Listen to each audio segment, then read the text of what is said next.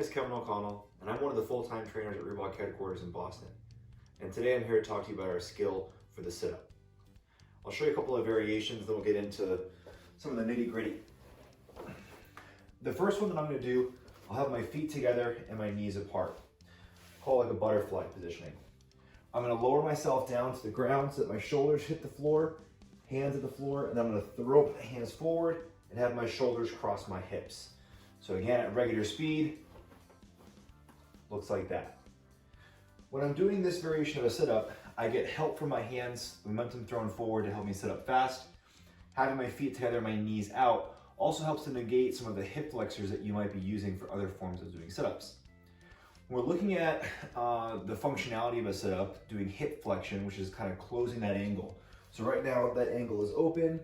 This is closing of the angle. When I'm doing that variation of hip flexion, we could be pulling either on the top or the bottom, meaning you have muscles that start from your rib cage that anchor down to your pelvis and your femur, which is this big bone right through here. You also have muscles that start from below your knee and then they attach up above your hip. And so their crossover, their overlap means that they're going to share some functionality or share some common actions. So if we do that feet together, knees apart, and we're doing a sit-up that way, we're not going to be using a lot of the leg muscles that can help with flexing at the hip. Now, conversely, if I were to have my feet flat and have my feet tucked underneath an object like a couch or a set of heavy dumbbells, now when I go back and do my sit-up, I'm going to be pulling from that lower musculature below my hip towards my knee. So in either one of those variations can be helpful, but there's some different ways you can shape things up to keep it fresh. Now another option, I call these strict sit-ups. It's where you have a nice long sit positioning. You lower yourself to the ground and then you sit back up. And there's no help from the hands and there's no help from anchoring your feet as well. Those are three different variations of what you could do for a sit-up.